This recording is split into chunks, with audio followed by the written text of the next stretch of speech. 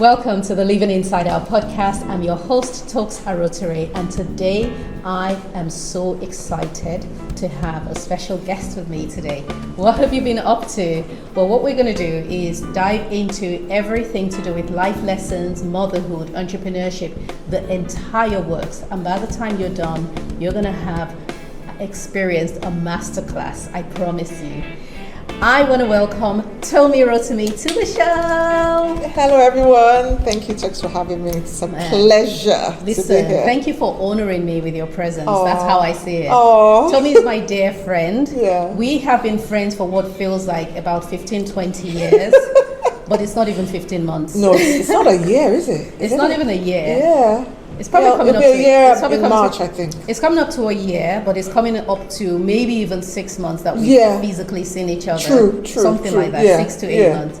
Yes, because there are some people who, I always say that when it comes to relationships with people, you have to be authentic as a person because your authenticity forms a boundary line around you to protect you from the wrong people. Right.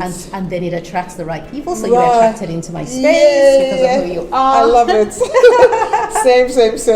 Cool. So we're going to have a chat. Okay. Find out what's going on. So I'm going to read Tomi's official bio, which is very impressive. And I promise you, this is the pared down version of it. Tomi Rotimi is a trailblazer in Nigerian fashion and a celebrated entrepreneur. Tomi is the founder and creative force behind Xclamations by Tomi Rotimi. If you are a Nigerian in Nigeria, you would likely have heard of her brand. And if you're based here in the UK, you have been seeing bits of her brand popping up because she's about to take us by storm. Yay. She's a leading fashion brand that has captivated the African fashion landscape for over 2 decades. Known for her elegant and timeless designs, Tomi has redefined ready-to-wear fashion in Nigeria and the UK, bringing vibrant, contemporary styles to women across generations. Beyond her role as a designer, Tomi is also passionate as a storyteller and the author of A Sum of Many Parts, a candid reflection of her personal and entrepreneurial journey.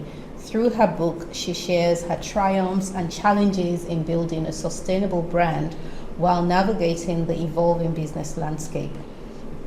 Her influence extends beyond fashion as she regularly speaks on entrepreneurship, women empowerment, and the fashion industry. As a dynamic public speaker and through her podcast, Fat Talks by Tomi, Tomi inspires others to pursue their passions with resilience and creativity. Oh, very impressive. Thank you. We will break it down today. Okay, let's do it. So let's go right to the beginning. Right. What were you like as a child? Ooh.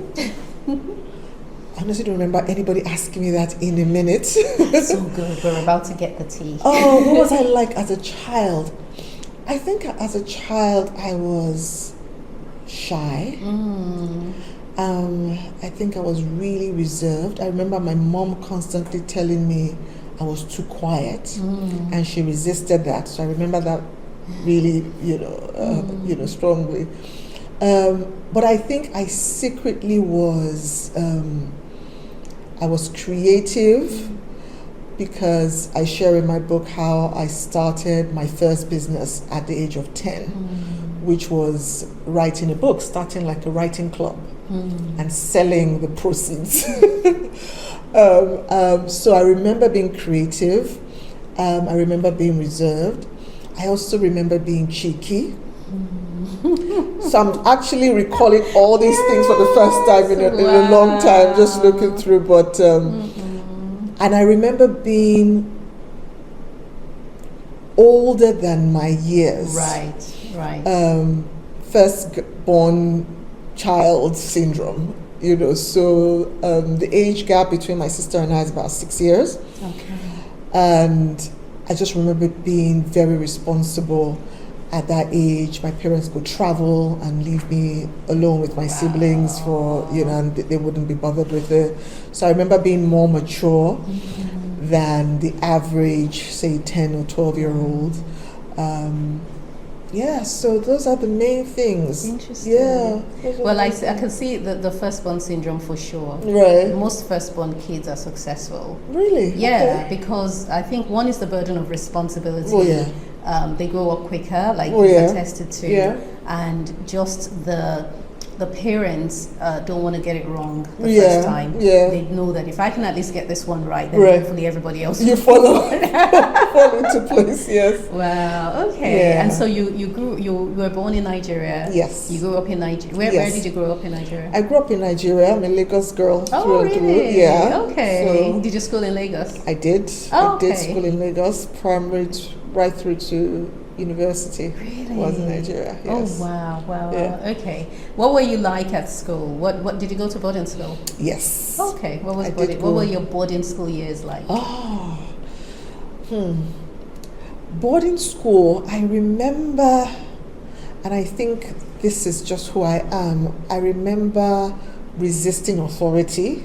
You know, the traditional senior junior relationship.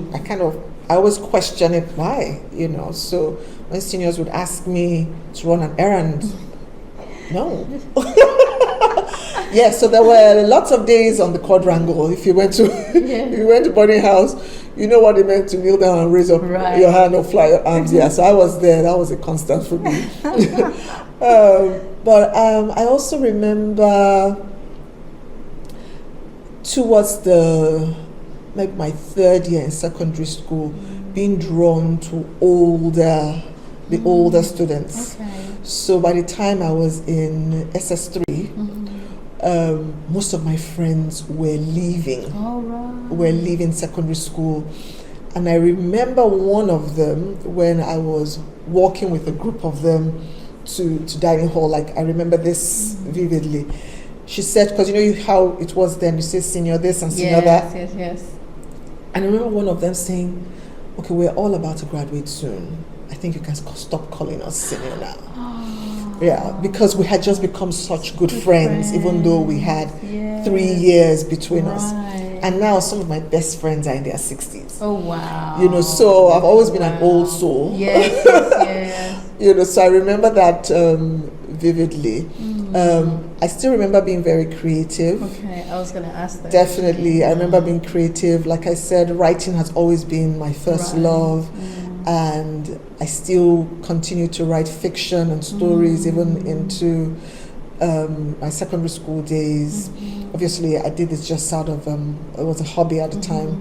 And I remember definitely being entrepreneurial. Right. Even though I never knew the word entrepreneurship, now in retrospect, there has always been business in my life, right from primary school through to secondary school, into the university, and of course, right after that, there has always been a season where I have created, and it's always been me creating something and, you know, somehow selling those things and building some kind of a business from that. So I've always been a creative.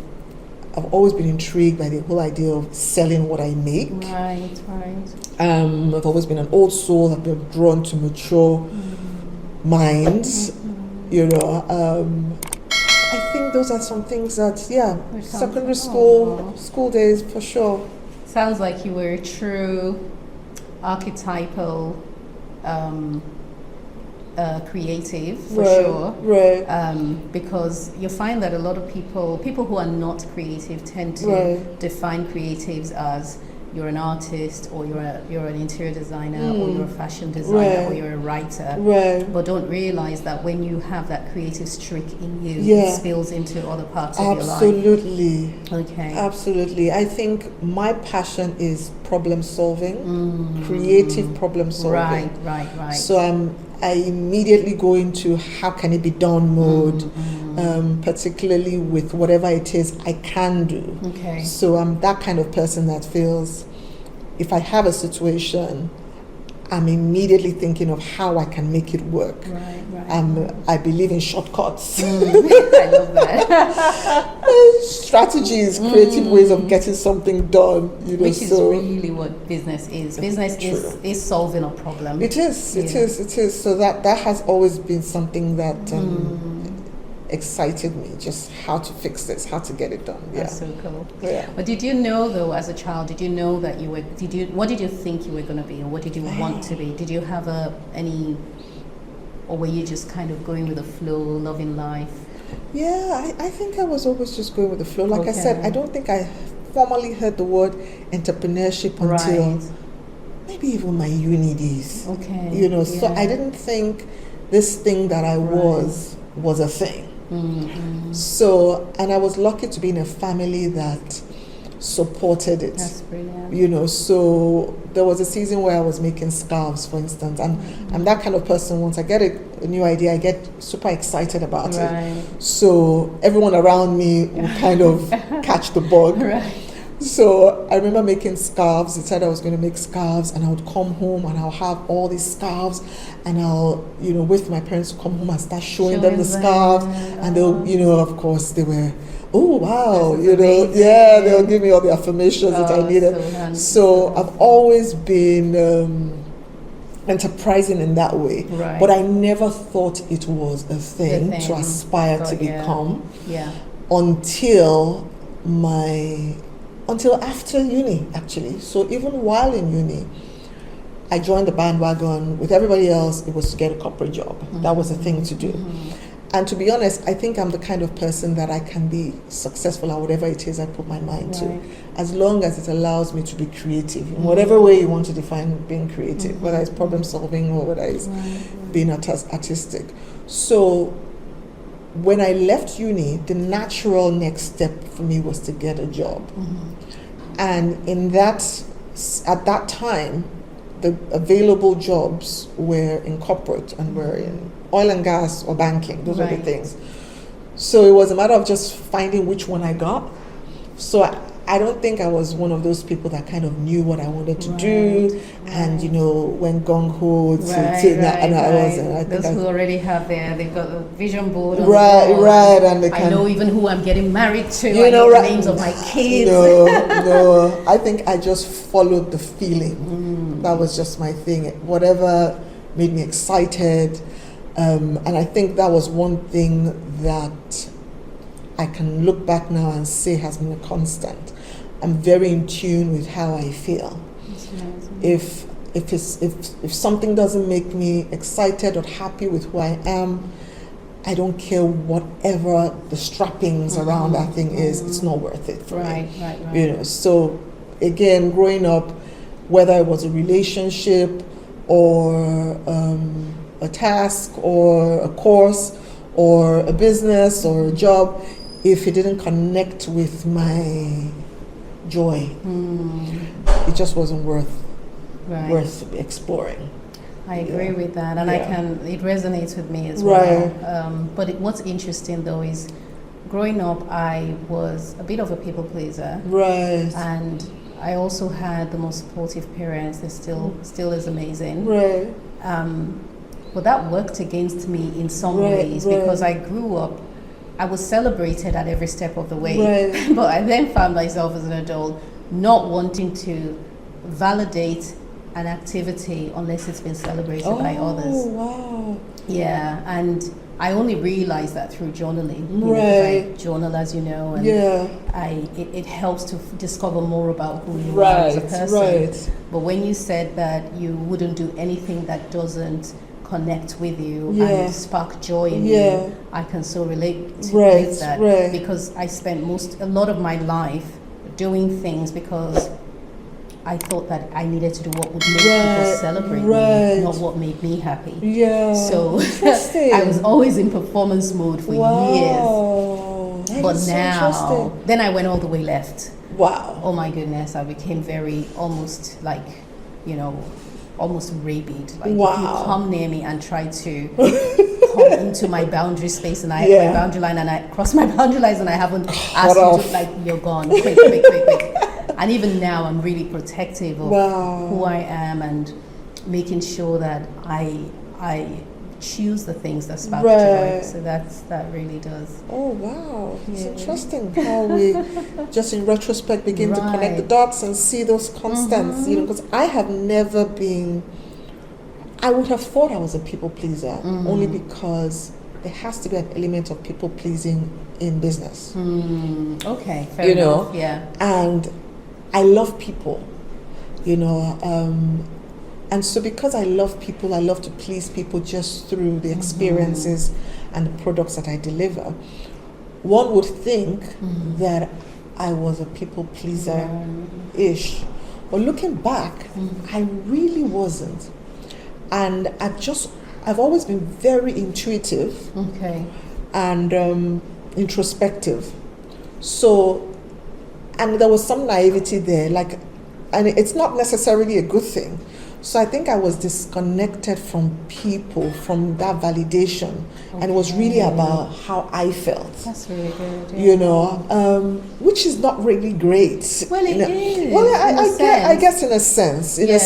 So it's just always been, if I wasn't comfortable about this, and this was very intuitive, it wasn't something I was deliberately trying to do, but it was just how I was. Yes, if I wasn't comfortable with somebody, if I felt somebody was trying to take me for granted, if I was very quick to cut off. Yes. And I was always very quick to advocate for myself.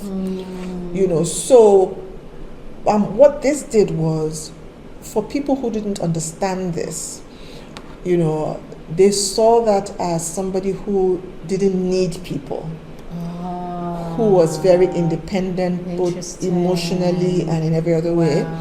So I'd had people who actually said this to me, verbatim, like, you act like you don't need people. Oh, wow. Yeah, and I think it was because I was just so connected with myself, and and when you are a creative in the sense of problem solving, it also gives this impression that you can fix it yourself, you can do it yourself.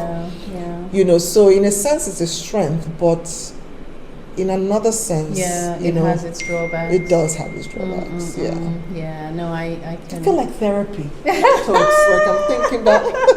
That's a good thing. I'm thinking back, That's a good thing. So you then you got into the corporate world, and then from there, how did Xclamations start?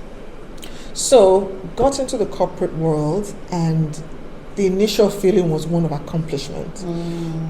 That, okay, everybody was looking to get one of these bank gigs, and here I was, I got it, parents were ecstatic, everybody was ecstatic. But that high only lasted for so long. Of course. Because again, being this person that is so connected to joy and blah, blah, blah, and I was still running my business, which was something I had started in uni, but I continued to run it like, I call it a lucrative hobby. And I was doing this, and I was really, really excited when people would wear my pieces. It was a kind of excitement I can't describe. I see people wearing my pieces, I'm like, wow, I'm on a high for days. And in my naivety, in my selfishness, connected to joy, all these things I've just given you kind of like that,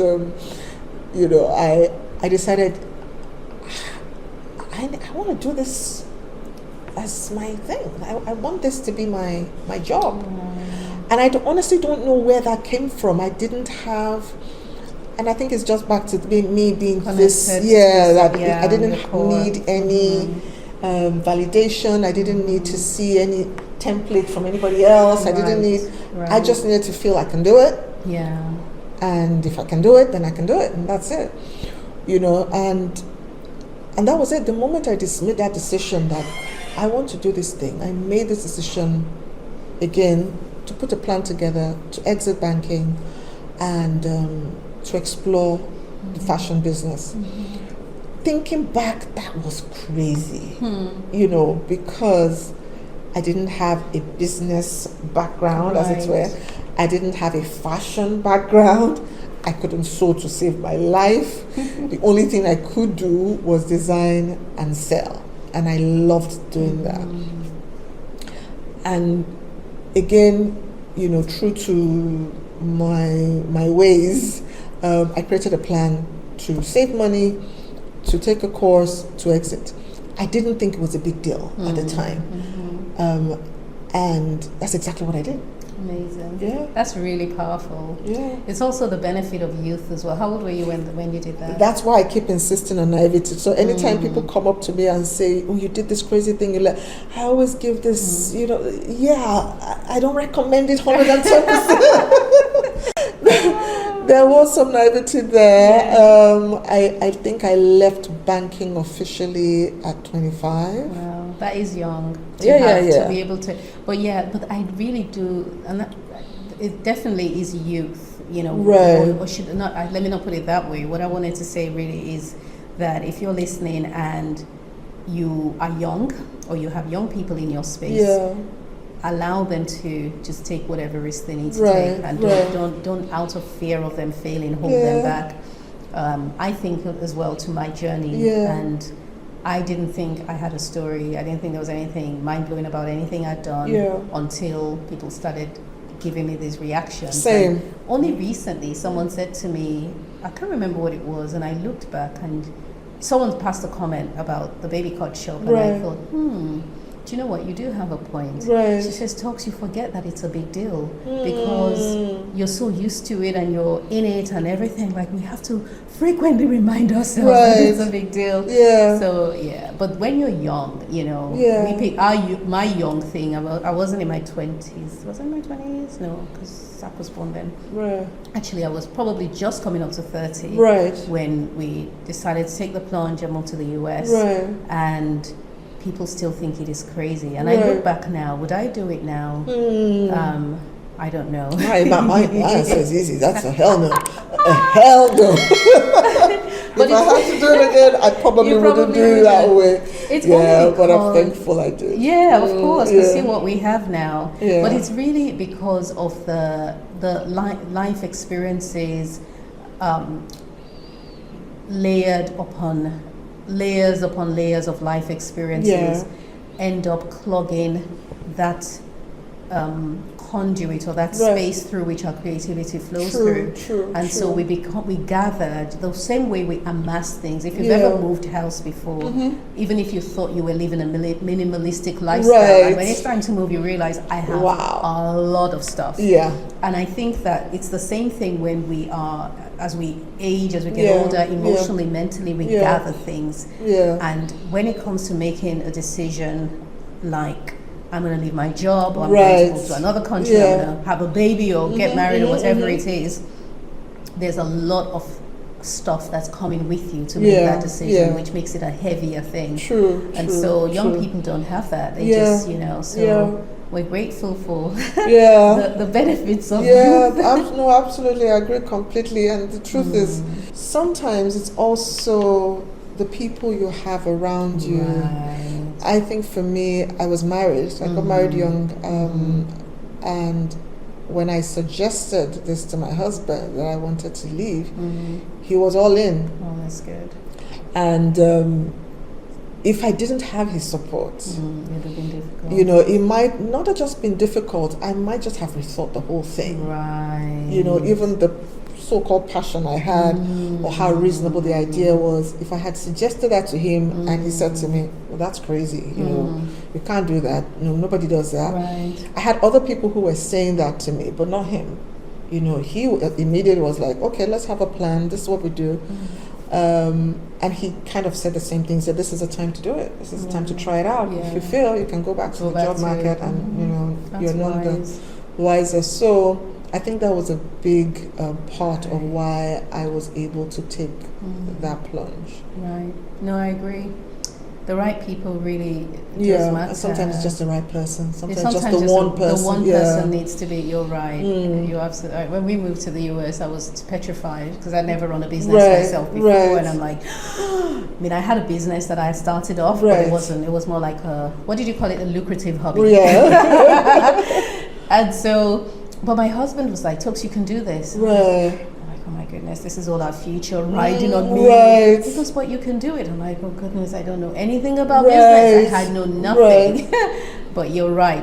Even if it's just the one person, what would you advise somebody who is so who doesn't seem to have the one voice to encourage them to go on, and they're about to take a plunge? It could be in the fashion industry, business, even marriage, anything. Yeah, you have to find that community. You have to find it. They exist. This whole idea of being this one person that can take on the world, I think is way too burdensome, too stressful. You need community. Right. But the good thing is that community exists. For some of us, we have them. We have somehow married the right person, we have that friend, and we just have it. For others, we have to curate it, we have to go out and find those people. Because the moment you find other people who validate what you're doing, who can give you some kind of a template, support, the voice in your head that is championing you along to do it gets louder. That's a good one. Otherwise, the voice of fear, which is also there, that's the one you keep listening to, and that one usually has some really valid points as to why you shouldn't. Points that are supposed to protect you, rightfully so. So anyone, if you don't have those people, find them, but know that they exist. They do exist, yeah. And also, I really love what you said about connecting with yourself, like knowing, shut down the noise to discover and find out what you want. I talk a lot about introspection. If you've been listening to the podcast for any length of time, we talk so much about introspection and connecting with who you are, with the core of who you are, with your spirit, which is the superior part of you. Your instruction should come from your spirit. It shouldn't come from your body, which means that your desire or your decision to either move forward with the idea or not should not come from because somebody else is doing it and it works for them. Your inspiration has to come from within as opposed to without. So I love the concept of community, because oh my goodness, we need people in our lives. We need people. We need people. But it's got to be the right people. It has to be, and just to your point, I think the greatest investment in terms of time and effort should be in self-discovery. 100%. Once you can understand who you are, what makes you tick, how you work, how you think, just everything that makes up this unique human being, then it becomes the basis for decision making. Absolutely. Even in terms of filtering those ideas and thoughts that come at you, because sometimes the thoughts and the ideas are not necessarily things you should explore, but you're watching TV, you're listening to YouTube, you're listening to social media, you're hearing, there are all these voices, that, come at you and form a part of your subconscious. Right. If you truly understand yourself by being intentional about discovering yourself, then you can filter even those ideas and those suggestions and those the advice that comes from wherever. So that is something we should all invest time in doing. I agree. I absolutely agree. It's only one life. This is the one life. You don't get to do a trial run now, come back and do the real thing later. This is it. Absolutely. So how do you filter out, and how do you? My question really is a very simple way: is how do you build your community? But what I really want to know is how can you tell, or do you have a strategy for identifying the right people or recognizing the wrong people coming into your space? Ooh, that's such a great question. I think for me now it's become intuitive. And of course, it's down again to my faith, my faith walk. And with time, wisdom, maturity, you have experience now where you can look back at some of the relationships you've courted and how that has worked against you, and some other relationships that have formed a big part of making you who you are, and how much validation those relationships have given you. So when you're much younger, most of your friendships and relationships are just happenstance, out of habit, or just from the fact that you guys are in the same time and place. Right. But as you grow older, you have to be a bit more intentional about supporting those relationships that feed into where you are in your life and where you want to be. So for me, it's been, some part spiritual, where I have prayed in and being intentional about praying for those people into my life. And another part, it has been very intentional. I could be socially awkward, so I don't think I'm one of those people. That part of I think I've outgrown it a little bit, but I'm not one of those people that parties a lot, that naturally networks. I'm not one of those people. I'm the weirdo that will send an email and say, I really like you. Can you be my friend? Oh, bless you. That's not weird. That's so sweet. Yeah. I'm one of those. Yeah. So if you get that weird, don't delete. No, it might just be me. That is so sweet. So I have done that. Okay. I have done that where I have. That is so sweet. Yeah, but where it's I've so said, authentic and childlike and pure. Yeah. And beautiful. Yeah. I have done that. And I'm also one of those people that now with age, when I do see that a relationship has run its course, where it's either no longer serving me, and I hate to use that word because it's become a bit cliche. But it's not. I understand. You get me? Yeah. Where it's either no longer serving me or it's actually now toxic. Right. I am now one of those people that stops investing in those relationships. Yeah. And I'm very intentional about identifying those people or relationships that, are serving. Amazing. And I can also serve. Right. The beautiful thing about relationships like that is the give and take. If you're in a relationship where you're constantly giving, and you're not taking, you'll be depleted. Right. It becomes parasitic. Being the kind of person that I was, which is somebody who feels like emotionally independent, I can problem solve on my own. I found that I was that person who built a network around myself where I was constantly being giving. And I didn't have a problem with that because I felt I could do for me everything I needed. I didn't really need people. Wow. But So over I found, time, that starts to be draining. over time it becomes draining, and over time you find that your life becomes a little bit more complex, and you do need support, and you can't grow past yourself. Yes, that is so true. I love that. Yes. So as far as you remain this one-man superstar where you are constantly giving both to yourself and to other people, there becomes this ceiling that you create where you can't go past. So I think I got to that part, and I hear you on that. Yeah. I do. I did a podcast episode called Toxic Friendships. Right. Not toxic people, but toxic friendships. Because sometimes it's also the combination of two personalities that creates the toxicity. And which is why, again, to your point about investing in oneself, self-development is so important. That's the first thing anyone should do, really, after your relationship with God, which really spills into self-development anyway, is to invest on your mind. Teach yourself to recognize patterns that you fall into that may be toxic for you.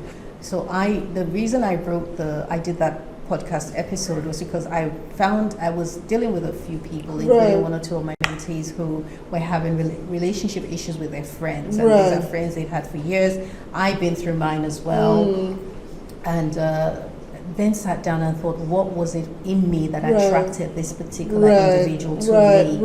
And I realized that back to that whole people-pleasing thing. But this other person was the very opposite, was more of a dominant character, which meant that while I felt I needed to please this person, they felt they needed to take from me. So it was not nice. But the thing is, the friendship went on for years, and I kept giving and giving and giving. Of course, because that's who you are, isn't it? Yeah, but if it wasn't for personal growth, if it wasn't for me being intentional, I started to grow out of that sort of relationship, and I grew out of that space. And one of the signs was everything this person said would get on my nerves. Like, oh, I can't believe that's what you think. I can't believe. I'm like, okay. And God said to me, it's time. You've got to move them out of the circle, move them out of your core circle, and just take them all the way out.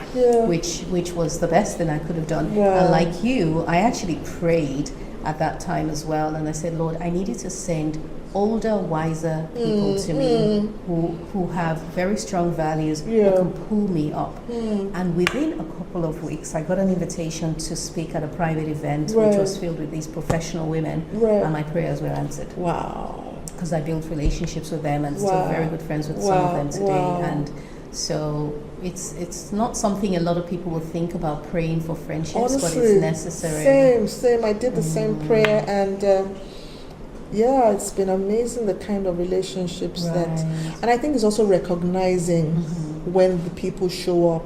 Right. Recognize what they look like. And that's been sensitive to the prayer that you've prayed. That's so when they do show up, they kind of tick some boxes. Yes. And if there are any questions at all, like, because there was somebody that I knew who, on the surface, they were absolutely perfect. I could not fault this person. They were wonderful, sweet, loving, everything. But there was just something in my guts that just like, nah. Yeah. So I kept the friendship, but I didn't put them in my inner circle. There were kind of a few circles out. And within a couple of years, it became apparent why that was, So I do trust that part of me that recognizes that keeps the boundary line in place, and also can recognize when people are trying to cross it that haven't been invited into it. Yeah, that's so important. People who have been invited, we could go on this topic forever. Because there's so much to unpack. There's so much to unpack. There is a lot. What is it like now with your two children? They're all both grown up, uni, like everything. What's that like now? Yeah, that's a whole new season, that I've gotten into. I think my parenting style has changed, and kicking and screaming has been challenged, I think. Because obviously I'm at a point where I'm looking at these children and I'm thankful. So the part of it, I'm thankful for who they are becoming, and taking pride in being a part of that. I'm also seeing some other sides to myself, again outgrowing some version of myself that used to serve me at a point. So this person who needed to be involved, who needed to come up with the solutions, who needed to to be relied upon, that person won't serve this new season. It's also been a beautiful experience to have them be your friend, advise you, teach you. So obviously I'm still literally in that journey. I'm learning now to rein it in. And it's like I said, it's an active chapter right now. You know what, and it always will be. I did a video for the Baby Coach Up the other day, and I was saying that motherhood. Actually, no, it wasn't a video. I was speaking to a client, and she said she's just had a baby, and she's just at the start of the journey. And I asked her what the challenge is, what sort of challenges she's facing, and she says, "Oh, it's so hard, not sleeping and so on." And it's funny. I said to her that, what I think the hardest part of motherhood is the mental gymnastics. Oh, dear Lord Jesus. It's not the physical. Everyone talks about the sleepless nights because that's what's visible. Bring that on now. I'll take that now. But it is the mental gymnastics from when they exit your womb until you leave this earth. It's not going to stop, because it's not to say that it's always going to be trying, but we never stop being mothers, right? Whereas I thought that, hey, once they get to university, who sold us that lie? I don't know. We need to catch them and flog them. It's only just begun, like a new phase. It is indeed. Yeah, but it's beautiful as well. You know, like I'll give just an example with my daughter. So my daughter just got her braids done. And so you know how it is, we got somebody in, and this lady and I were trying to convince her not to do, you know, the goddess brace that has the extra bit, and you know how that bit always tangles and becomes frizzy. So she did the braids, and then you know once she's done with the braids, then she starts to feed in that. So when she was done with that, it looked so nice, and we were saying to her, "Do you want to keep it like this?" You know, and she says, "No, I want to get this is what I want." You know, and this woman and I, you know, OGs, like we're like, oh, okay, we finished, and then she was about to finish. She said, just, you know, it's one last chance. Sure, you want to put it? And she insisted, I want to put it in. Now, me, maybe when she was 12, would have said, no, we're not putting that in, and that's that. You don't have a choice in it.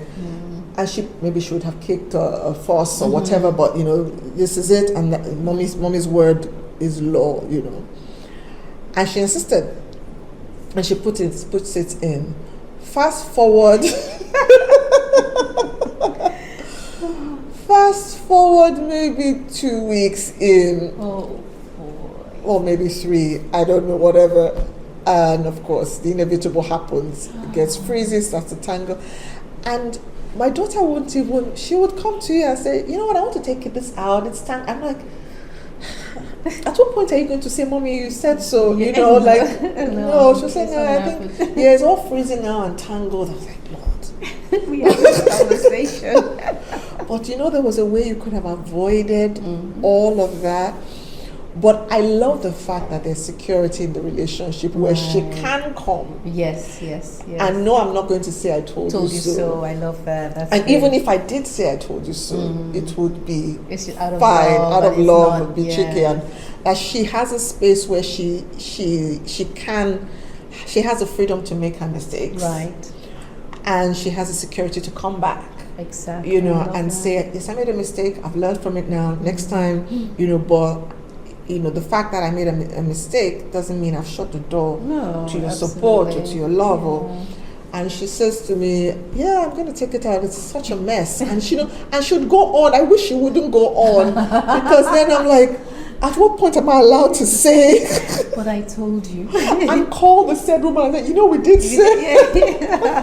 We need a conference. We need a conference, yes. And you know, that is lighthearted. But you know, I've seen her make mistakes, my son as well, where I knew better, but I had to stand back and allow her to learn. And you know, she also has to flex those muscles. She has to learn, she has to make mistakes, she has to learn from those mistakes. Right. But you almost always leave the door open for her to come back.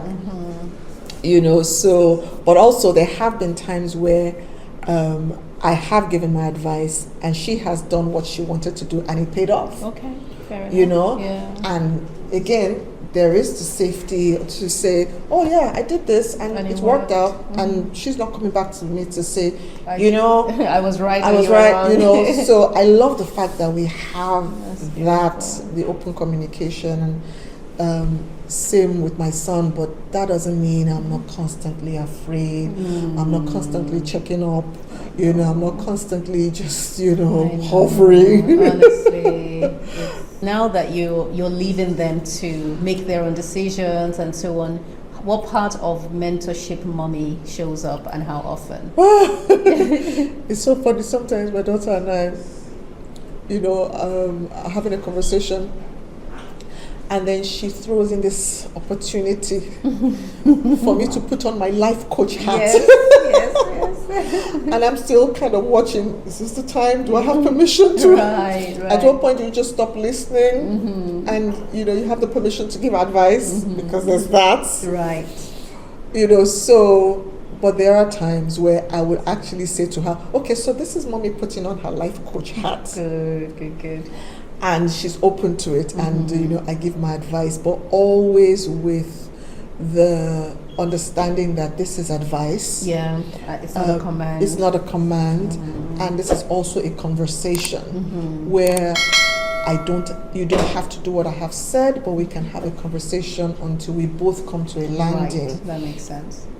So those opportunities don't come up as often as I would like. A lot of times it is for your information. I'm just having a conversation. I'm not asking for your permission or for your advice. Right. I'm just letting you know what's going on in my life. And my daughter will check me. Sometimes she says something or tells me something going on in her life, and immediately I either physically start to cringe. And she says, Mommy, this is why I don't like telling you stuff. What's going on with your face? And I'm like, my face is normal. What can you see? And sometimes I would ask, is it okay for me to say something about this? Or, so sometimes she would say, oh, yeah, okay, let's hear what you have to say. Or sometimes she said, no, I've done this. I'm just telling you. So I love the fact that she also allows me to, I say to her often, this is my first rodeo, literally. I have never mothered a 19-year-old before. Right. This is my very first go at it. So, you have to, there's the caveat there. I am not going to get it right at first try. So I love the fact that we have this conversation. She's allowed to be vulnerable. I'm allowed to be vulnerable. And she knows that I will be mommy. Right.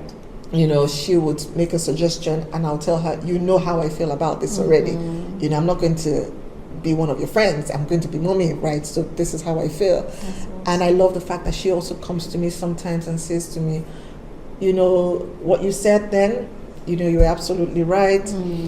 And she did something really sweet a few weeks ago.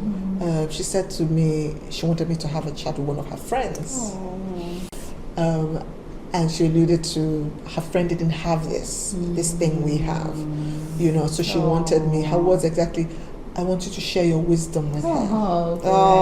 Those opportunities show up like once in a while. We take it. Yes, of course. She said she wanted me to talk to her friend, and she said, her friend doesn't have this thing that we have.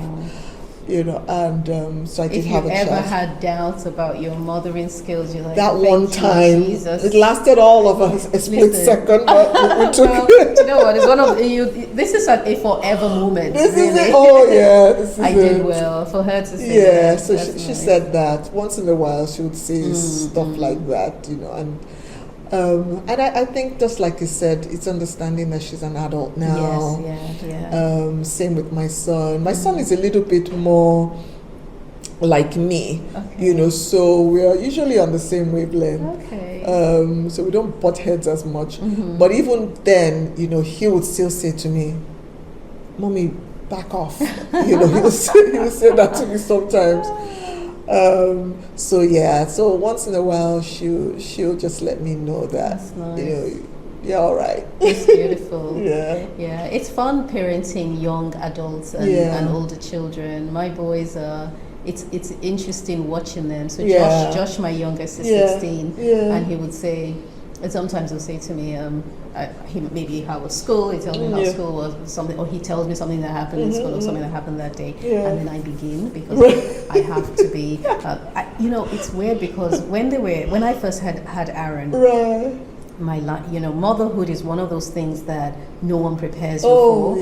And no one can prepare you adequately for it because how everyone responds to it is different. And in addition to that, we have emotions that don't have words. We have emotions and thoughts and feelings that we can't even put into words that don't have a definition. So when Aaron was born, I had a lot going through my mind.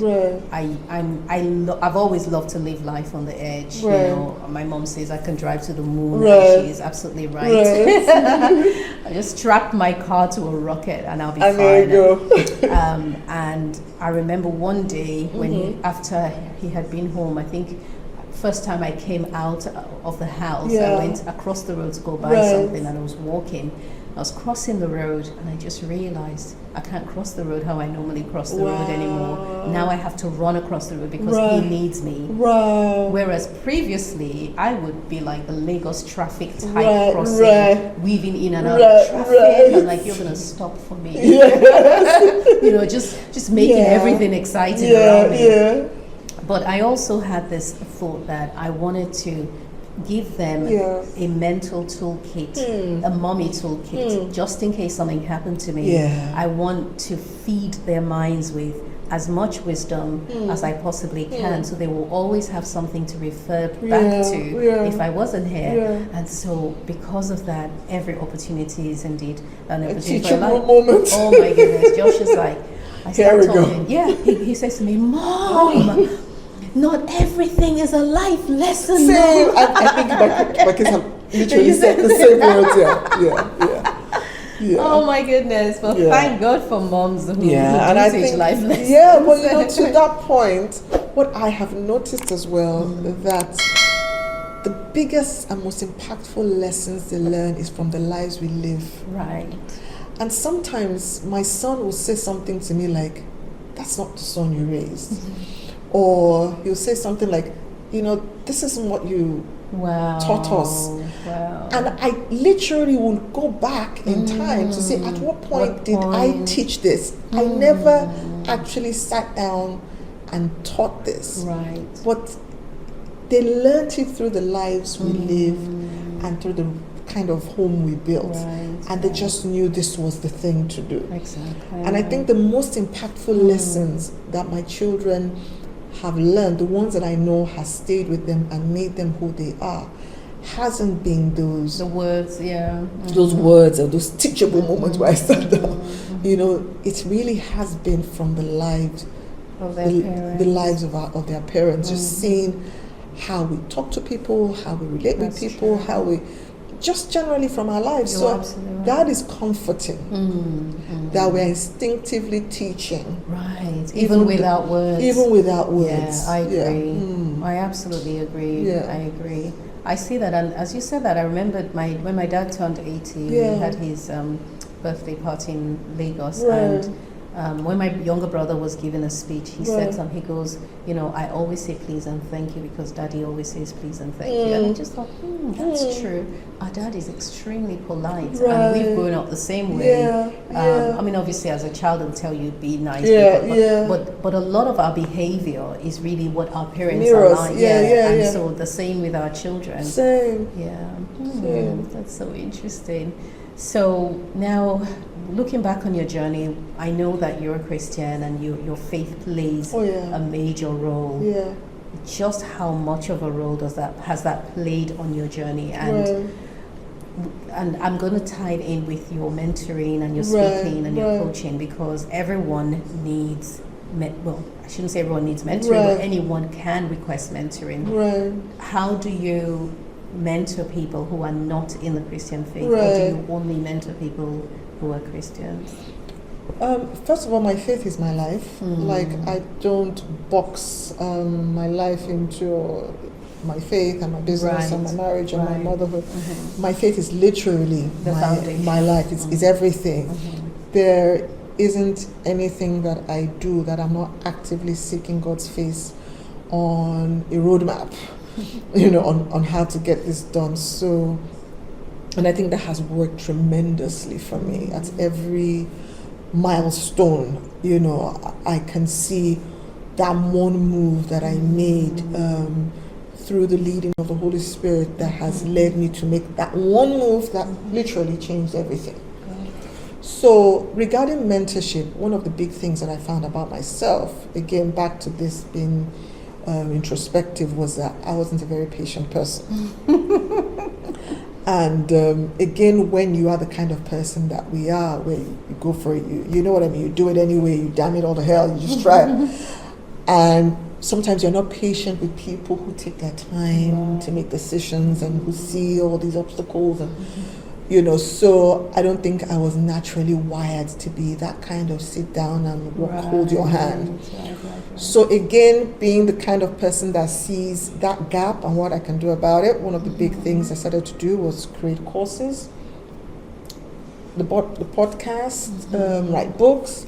That's really what informed that journey into documenting my journey and my advice and my whatever. So when people would ask me, for instance, can you mentor me? or I would notice that somebody was trying to just get me to handhold, I will direct them to these platforms. Like, you can go and binge on my podcast. I have an online course. I literally took my time, created this online course for 1 year. You can go and buy that and invest in that and do that. So that, obviously, these platforms and these products that I created are not necessarily faith-based. But if you are trying to be mentored by me, even if it is virtually or from afar, it will be clear to you that there's an invisible hand. Right. And that my faith is a major part of who I am. But I also realize that for me, it is my faith. For somebody else, they may not have that that spirituality to the extent that I have it. But there are principles, of course, that guide success. Right. And that also should comes through. So if you're going to be coached by me one-on-one, faith will be 110%.